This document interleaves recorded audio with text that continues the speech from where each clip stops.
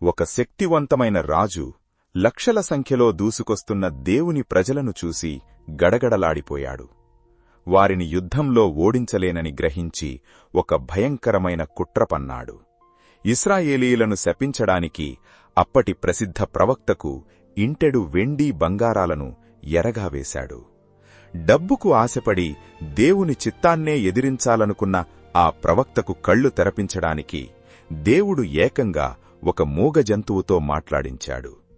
దేవుని ప్రజలను శపించాలని నోరు తెరిచిన ఆ ప్రవక్త నోటి నుండి దేవుడు ఆకాశాన్ని దద్దరిల్లజేసే దీవెనలు ఎలా పలికించాడు? అంతేకాదు, పరవశుడై కళ్ళు తెరిచిన ఆ ప్రవక్త వేల సంవత్సరాల తరువాత యాకోబులో ఉదయించబోయే ఆ ప్రకాశమానమైన నక్షత్రం గురించి, లోకాన్ని ఏలబోయే యేసుక్రీస్తు గురించి ఎలాంటి అద్భుతమైన ప్రవచనాలు చెప్పాడు. చుట్టుపక్కల ఇశ్రాయేలును శత్రువుల్లా చూస్తున్న అమాలేకీయులు, కేనీయులు వంటి ఇతర రాజ్యాల భవిష్యత్తు ఎలా నిత్యనాశనంగా మారబోతోందో దేవుడు బిలాము ప్రవక్త ద్వారా ఎలా బయలుపరిచాడు. సంఖ్యాకాండము 22, 23 మరియు 24 అధ్యాయాలలో దేవుడు రాయించిన ఈ చారిత్రక సత్యాలను, ప్రవచనాల నెరవేర్పులను ఈరోజు మనం వివరంగా తెలుసుకుందాం.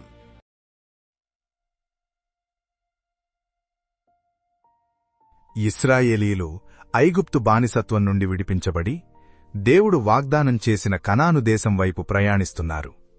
వారు తమ మార్గమధ్యంలో ఉన్న అమోరీయులను ఓడించి యెరికోకు ఎదురుగా యోర్దాను నది తీరమున మోయాబు మైదానాలలో తమ గుడారాలను వేశారు. లక్షలాదిగా ఉన్న ఈ ఇశ్రాయేలీయుల సమూహాన్ని చూసి మోయాబు రాజైన సిప్పోరు కుమారుడు బాలాకు తీవ్ర భయాందోళనలకు గురయ్యాడు. ఎద్దు మైదానంలోని పచ్చికను నాకివేయినట్లు ఈ జనసమూహము మన చుట్టూ ఉన్నదంతయూ నాకివేయును అని తన పెద్దలతో భయపడుతూ చెప్పాడు. దేవుడు తన ప్రజలైన ఇశ్రాయేలీయులను ఆశీర్వదిస్తానని అబ్రహాముకు వాగ్దానం చేశాడు. ఆదికాండము 12వ అధ్యాయం 2-3 వచనాలు. నిన్ను ఆశీర్వదించి నీ నామమును గొప్ప చేయుదును, నీవు ఆశీర్వాదముగా నుందువు. నిన్ను ఆశీర్వదించువారిని ఆశీర్వదించెదను, నిన్ను దూషించువాని శపించెదను. ఈ వాగ్దానం కారణంగానే దేవుని ప్రజలను ఎదుర్కోవడం ఎవరితరం కాలేదు. సైనిక బలంతో ఇశ్రాయేలీయులను ఓడించడం అసాధ్యమని గ్రహించిన బాలాకు ఆధ్యాత్మిక మార్గాన్ని ఎంచుకున్నాడు. అప్పటి కాలంలో పేరుగాంచిన ప్రవక్త అయిన బిలామును పిలిపించి ఇశ్రాయేలీయులను శపించమని కోరడానికి తన అధికారులను పంపాడు. బాలాకు నమ్మకం ఏమిటంటే, బిలాము దీవించేవాడు దీవింపబడతాడు, శపించేవాడు శపింపబడతాడు. అధికారులు సోదెసొమ్ముతో బిలాము వద్దకు రాగా బిలాము దేవుని చిత్తమడిగాడు. దేవుడు స్పష్టంగా, నీవు వారితో వెళ్లకూడదు, ఆ ప్రజలను శపింపకూడదు, వారు ఆశీర్వదింపబడినవారు అని ఆజ్ఞాపించాడు. దాంతో బిలాము వారిని తిప్పి పంపాడు. కాని బాలాకు పట్టువదలక మరింత ఘనత వహించిన అధికారులను, అపారమైన సంపదను వాగ్దానం చేస్తూ మళ్లీ పంపాడు. దేవుని చిత్తం స్పష్టంగా తెలిసినప్పటికీ బిలాము హృదయం ఆ ధనాశకు ఆకర్షితమైంది. దేవుడు మరేమైనా చెబుతాడేమో చూద్దామని మళ్లీ దేవుణ్ణి అడిగాడు. అప్పుడు దేవుడు అతని మొండితనాన్ని బట్టి, వారితో వెళ్ళు, కాని నేను చెప్పినదే చెయ్యాలి అని అనుమతించాడు. ఉదయాన్నే బిలాము తన గాడిదెక్కి మోయాబు అధికారులతో బయలుదేరాడు. దేవుని చిత్తానికి వ్యతిరేకంగా కేవలం ధనాశతో వెళుతున్న బిలామును చూసి దేవుని కోపం రగులుకుంది. అతన్ని అడ్డగించడానికి యెహోవా దూత ఖడ్గము దూసి దారిలో నిలబడెను. ఆశ్చర్యకరంగా గొప్ప ప్రవక్త అయిన బిలాముకు అనబడని దేవుని దూత అతను ఎక్కిన మూగ గాడిదకు కనబడింది. ఇక్కడ 3 సంఘటనలు జరిగాయి. మొదటిసారి దూతను చూసిన గాడిద దారి తప్పి పొలంలోకి వెళ్ళింది. బిలాము దాన్ని కర్రతో కొట్టాడు. రెండవసారి ఇరువైపులా గోడలున్న ద్రాక్షతోటల సందులో దూత నిలబడగా గాడిద భయపడి బిలాము కాలును గోడకు అదిమింది. బిలాము మళ్లీ కొట్టాడు. మూడవసారి కుడికిగాని ఎడమకుగాని తిరగడానికి వీలులేని ఇరుకు మార్గంలో దూత నిలబడగా గాడిద భయంతో బిలాము కింద కూలబడిపోయింది. ఆగ్రహంతో బిలాము తన చేతికర్రతో గాడిదను దారుణంగా కొట్టాడు. అప్పుడు సృష్టికర్త అయిన దేవుడు ఒక అద్భుతం చేశాడు. ఆయన ఆ మూగ గాడిద నోరు తెరిచి దానికి వాక్కునిచ్చాడు. ఆ గాడిద మనుష్యస్వరంతో, నీవు నన్ను ముమ్మారు కొట్టితివి, నేను నిన్నేమి చేసి తినని? బిలామును ప్రశ్నించింది. ఆశ్చర్యాన్ని సైతం మరచిపోయిన బిలాము కోపంతో, నీవు నామీద తిరుగుబడితివి, నా చేతిలో ఖడ్గం ఉంటే నిన్ను చంపేవాణ్ణి అన్నాడు. అందుకు గాడిద, నీవు ఎక్కుచున్న వచ్చిన నీ గాడిదను కానా, నేనెప్పుడైనా నీకిట్లు చేయుట కద్దా అని తన యథార్థతను గుర్తుచేసింది. క్రొత్త నిబంధనల్లో పేతురు ఈ సంఘటనను ప్రస్తావిస్తూ బిలాము ధనాశను ఖండించాడు. 2 పేతురు 2:15 తిన్నని మార్గమును విడిచి బేయోరు కుమారుడైన బిలాము పోయిన మార్గమును బట్టి త్రోవ తప్పిపోయిరి. ఆ బిలాము దుర్నీతి వలన కలుగు బహుమానమును ప్రేమించెను. అయితే తాను చేసిన అతిక్రమము నిమిత్తము అతడు గర్ధింపబడెను. ఎట్లనగా నోరులేని గార్ధవము మానవస్వరముతో మాటలాడి ఆ ప్రవక్త యొక్క వెర్రితనమును అడ్డగించెను. దేవుడు మనుషులనే కాదు, జంతువులను కూడా తన ఉద్దేశాల కొరకు వాడుకోగలడని ఈ సంఘటన రుజువు చేస్తుంది. అప్పుడు యెహోవా బిలాము ఆత్మీయ కన్నులు తెరిచాడు. దారిలో దూసిన ఖడ్గంతో నిలబడి ఉన్న యెహోవా దూతను చూసి బిలాము సాష్టాంగ నమస్కారం చేశాడు. దూత అతనితో, నీ నడత విపరీతమైనది గనుక నేను నీకు విరోధినై వచ్చితిని. ఆ గాడిద నన్ను చూసి తొలగిపోకపోయి ఉంటే నిశ్చయముగా నేనప్పుడే నిన్ను చంపి దాని ప్రాణమును రక్షించియుందును అని హెచ్చరించింది. తన తప్పు తెలుసుకున్న బిలాము, నేను పాపం చేసితిని, వెనక్కి వెళ్ళిపోతాను అనగా దూత, ఆ మనుష్యులతో వెళ్ళు, కాని నేను నీతో చెప్పు మాటయే కాని మరేమియూ పలుకకూడదు అని ఖచ్చితమైన ఆజ్ఞ ఇచ్చి పంపింది. బిలాము వస్తున్నాడని విన్న బాలాకు రాజు స్వయంగా మోయాబు పొలిమేరల వరకు వెళ్లి అతన్ని ఆహ్వానించాడు. నిన్ను ఘనపరచడానికి నన్ను రానివ్వలేదా అని రాజు ప్రశ్నించగా బిలాము బదిలిస్తూ, ఇదిగో నీ యొద్దకు వచ్చితిని, దేవుడు నా నోట పలికించు మాటయే పలికెదను అని స్పష్టం చేశాడు.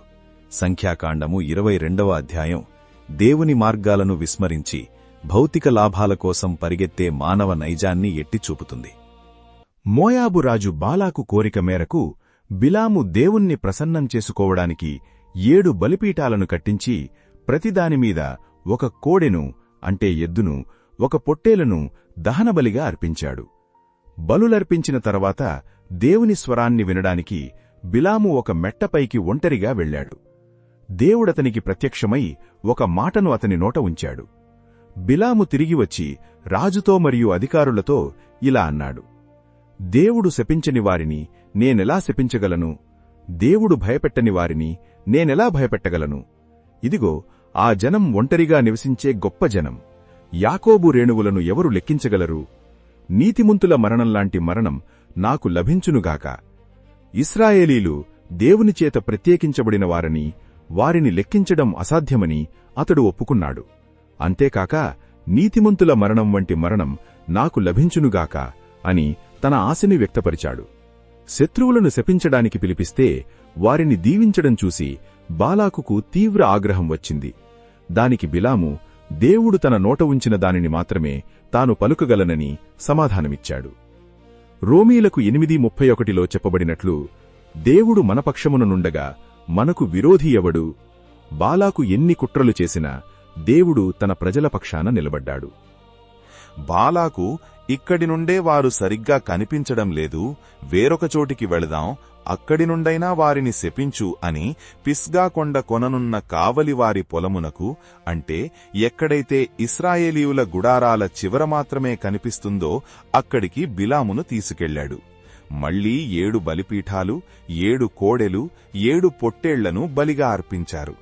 ఈసారి దేవుడు బిలాము ద్వారా పలికించిన మాటలు బైబిల్ గ్రంథంలోనే అత్యంత శక్తివంతమైన వచనాలలో ఒకటిగా నిలిచిపోయాయి. దేవుడు అబద్ధమాడుటకు ఆయన మానవుడు కాదు, పశ్చాత్తాపపడుటకు ఆయన నరపుత్రుడు కాదు. ఆయన చెప్పి చేయకుండునా? నిజముగా యాకోబులో మంత్రం లేదు, ఇశ్రాయేలులో శకునం లేదు. ఇశ్రాయేలీయులు ఆడుసింహం వలె పైకి లేస్తారని ప్రవచించాడు. ఈ మాటలు విన్న బాలాకు నిరాశతో వారిని శపించనూ వద్దు, దీవించనూ వద్దు అని బిలాముతో చెప్పాడు. తాను దేవుని మాట మాత్రమే చెప్పగలనని బిలాము మళ్లీ స్పష్టం చేశాడు. 1 సమూయేలు 15:29లో చెప్పబడినట్లు, మరియు ఇశ్రాయేలీయులకు ఆధారమైనవాడు నరుడు కాదు, ఆయన అబద్ధమాడడు, పశ్చాత్తాపపడడు. దేవుని వాగ్దానాల స్థిరత్వానికి ఇది సాక్ష్యం. సామెతలు 26:2లో రెక్కలు కొట్టుకొనుచు తారాడుచున్న పిచ్చుకయు దాటుచుండు వానకోయిలయు దిగకుండునట్లు హేతువులేని శాపము తగులకపోవును. దేవుడు ఇశ్రాయేలులో ఏ దోషమునూ కనుగొనలేదు కాబట్టి బాలాకు శాపం వారినేమీ చేయలేకపోయింది. బాలాకు రాజు ఇంకా పట్టు వదలలేదు. వేరొక చోట నుండి శపించడం దేవునికి ఇష్టమేమో అన్న ఆశతో బిలామును ఎడారికి ఎదురుగా ఉన్న పెయోరు శిఖరానికి తీసుకువెళ్లాడు. అక్కడ కూడా యథావిధిగా 7 బలిపీఠాలు కట్టించి 7 ఎద్దులను 7 పొట్టేళ్లను అర్పించారు. కాని దేవుని ఉద్దేశం మారలేదు. దేవుడు ఎవరికైతే తోడయ్యుంటాడో ప్రపంచంలోని ఏ మంత్రమూ, ఏ శకునమూ, ఏ శాపమూ వారిని ఏమీ చెయ్యలేవని బాలాకుకు అర్థమైంది. మానవులు దేవుని ప్రజలకు వ్యతిరేకంగా ఎన్ని పన్నాగాలు పన్నినా దేవుని ప్రణాళికను వారు మార్చలేరు. నెహెమ్యా 13:2లో చెప్పబడినట్లు వారు అన్నపానములు తీసుకొని ఇశ్రాయేలీయులకు ఎదురుపడక వారిని శపించుమని బిలామును ప్రోత్సాహపరిచిరి. అయినను మన దేవుడు ఆ శాపమును ఆశీర్వాదముగా మార్చెనని వ్రాయబడినట్టు కనబడెను. దేవుని రక్షణ కవచం కింద ఉన్నవారికి చేతబడులు, మంత్రాలు, శకునాలు ఏమాత్రం హాని చెయ్యలేవని సంఖ్యాకాండము 23వ అధ్యాయం స్పష్టం చేస్తుంది. మనుషులు తమ మాటలను, నిర్ణయాలను మార్చుకుంటారు. కాని దేవుడు తన వాగ్దానాన్ని ఎన్నటికీ మార్చుకోడు. ఆయన మాటకు విశ్వసనీయత ఉంటుంది. బిలాముకు అర్థమైపోయింది ఇశ్రాయేలీలను శపించడం దేవునికి ఇష్టం లేదని. అందుకే ఈసారి శకునాల కోసం వెతకకుండా అరణ్యం వైపు తిరిగాడు. అప్పుడు దేవుని ఆత్మ అతని మీడికి వచ్చింది. యోహాను 11:51లో కయప ఎలాగైతే ప్రవచించాడో తనంతట తానే ఈలాగు చెప్పలేదుగాని ఆ సంవత్సరము ప్రధాన యాజకుడయుండను గనుక యేసు ఆ జనము కొరకును, ఆ జనము కొరకు మాత్రమేగాక చెదరిపోయిన దేవుని పిల్లలను ఏకముగా సమకూర్చుటకును చావనయ్యున్నాడని ప్రవచించెను. అలాగే దేవుడు ఇక్కడ బిలాము ద్వారా తన సంకల్పాన్ని బయలుపరిచాడు. తన ఆత్మీయ నేత్రాలు తెరవబడినవాడై పరవశుడై బిలాము ఒక అద్భుతమైన దేవోక్తిని పలికాడు. ఇశ్రాయేలీయుల గుడారాలు ఎంతో రమ్యమైనవని, అవి నదీతీరంలోని తోటలవలే, దేవుడు నాటిన అగరు, దేవదారు వృక్షాలవలే ఉన్నాయని వర్ణించాడు. వారి రాజు అగగు అనే అమాలేకీయుల రాజుకంటే గొప్పవాడవుతాడని, దేవుడు వారిని ఐగుప్తు నుండి రప్పించాడని తెలియచేశాడు. ఇశ్రాయేలు ఒక సింహం వలె విశ్రమిస్తాడని, అతన్ని నిద్రలేపడానికి ఎవ్వరికీ సాధ్యం కాదని చెప్పాడు. చివరగా దేవుడు అబ్రహాముకు ఇచ్చిన వాగ్దానాన్ని బిలాము తన నోటితో ఒప్పుకున్నాడు. నిన్ను దీవించువాడు దీవింపబడును, నిన్ను శపించువాడు శపింపబడును. కీర్తనలు 1:3లో ఇశ్రాయేలీలను నీటికాలువల యోరన నాటబడిన చెట్లతో బిలాము పోల్చడం దేవుని వాక్యమునందు ఆనందించే నీతిమంతుని స్థితికి సాదృశ్యంగా ఉంది. శత్రువులను శపించమంటే 3 సార్లు వారిని గొప్పగా దీవించిన బిలామును చూసి బాలాకు రాజుకు కోపం వచ్చింది. ఆగ్రహంతో తన చేతులు చరుచుకుంటూ, వెంటనే నీ స్వస్థలానికి పారిపో, నేను నీకిద్దామనుకున్న గొప్ప ఘనతను నీ దేవుడైన యెహోవా అడ్డుకున్నాడు అని కఠినంగా మాట్లాడాడు. అయితే బిలాము ఏమాత్రం భయపడలేదు. రాజు తన ఇంటెడు వెండి బంగారాలిచ్చినా దేవుడు నా నోట ఉంచిన మాటను నేను మీరలేను అని నీ దూతలతో నేను ముందే చెప్పాను కదా అని సమాధానమిచ్చాడు. తాను తిరిగి వెళ్లిపోయే ముందు భవిష్యత్తులో ఈ ఇశ్రాయేలీయులు మోయాబీయులకు ఏమి చేస్తారో చెబుతానని ఉచితంగా ఒక ప్రవచనాన్ని పలికాడు. సామెతలు 19:21లో నరుని హృదయములో ఆలోచనలు అనేకములుగా పుట్టును, అయితే యెహోవా తీర్మానమే స్థిరము. బాలాకు తీర్మానాలు ఇక్కడ పనిచెయ్యలేదు, దేవుని తీర్మానమే నెరవేరింది. బైబిల్ గ్రంథంలోనే అత్యంత ప్రసిద్ధి చెందిన క్రీస్తు గురించిన ప్రవచనాల్లో ఇది ఒకటి. దేవుని ఆత్మచేత కళ్ళు తెరవబడిన బిలాము 1000 సంవత్సరాల తరువాత జరగబోయేదాన్ని దర్శించాడు. అతనిలా అన్నాడు, ఆయనను చూచుచున్నాను, కాని ప్రస్తుతముననున్నట్టు కాదు. ఒక నక్షత్రము యాకోబులో ఉదయించును, ఒక రాజదండము ఇశ్రాయేలులో నుండి లేచును. ఆ ఉదయించే నక్షత్రం అధికారము కలిగిన రాజదండం మోయాబును వారి శత్రువులందరినీ నాశనం చేసి ఇశ్రాయేలుకు గొప్ప పరాక్రమాన్నిస్తుందని ప్రవచించాడు. మత్తయి 2:2లో యాకోబులో నక్షత్రం.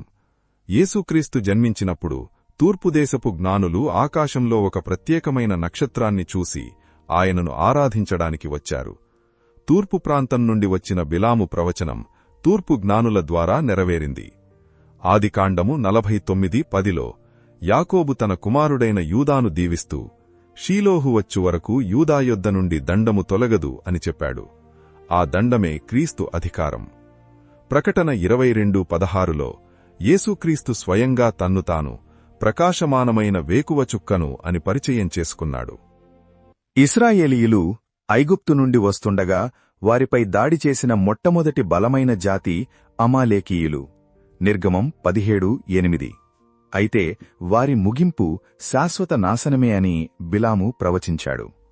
దేవుని ఆదేశం ప్రకారం ముందుగా సౌలు రాజు 1 సమూయేలు 15, ఆ తర్వాత దావీదు రాజు వీరిని యుద్ధాల్లో ఓడించారు 1 సమూయేలు 30.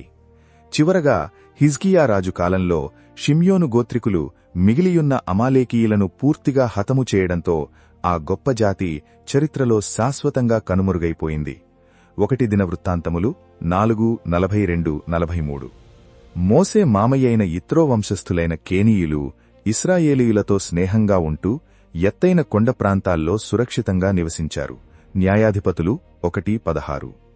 కాని భవిష్యత్తులో అష్షూరు సామ్రాజ్యం వారిని చెరపట్టుకుపోతుందని ప్రవచించబడింది.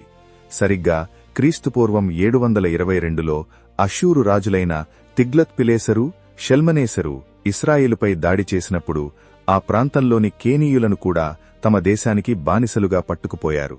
2 రాజులు 17. ఇది భవిష్యత్తులో రాబోయే ప్రపంచ సామ్రాజ్యాలను శాసించిన గొప్ప ప్రవచనం. పశ్చిమ దేశాలైన గ్రీసు, రోము సామ్రాజ్యాలు అంటే కిత్తీము, ఓడల్లో వచ్చి తూర్పు రాజ్యాలను అంటే అష్షూరును, ఇశ్రాయేలును అంటే ఏబెరును జయించి బాధిస్తాయని బిలాము చెప్పాడు.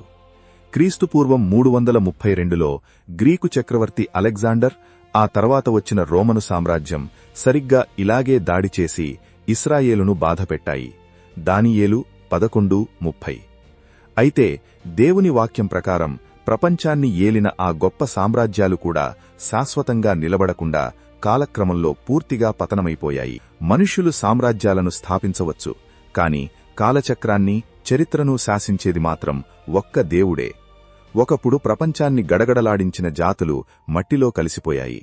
కాని దేవుడు ఇశ్రాయేలులో ఉదయిస్తుందని చెప్పిన ఆ నక్షత్రం మన ప్రభువైన యేసుక్రీస్తు నేటికీ ఏనాటికీ లోకాన్ని ఏలుతూనే ఉన్నారు. బైబిల్లోని ఇటువంటి ఎన్నో గూఢమైన రహస్యాలను, చారిత్రక ఆధారాలను తెలుసుకోవడానికి మన వీడియోను లైక్ చేయండి. మీ తోటి విశ్వాసులకు, స్నేహితులకు తప్పకుండా షేర్ చేయండి. మరిన్ని ఆసక్తికరమైన వీడియోల కోసం మన ఛానల్ను వెంటనే సబ్స్క్రైబ్ చేయడం మాత్రం మర్చిపోకండి. మరో అద్భుతమైన బైబిల్ రహస్యంతో మళ్లీ కలుద్దాం. అంతవరకు దేవుని కృప మీకు తోడైయుండునుగాక. ఆమేన్.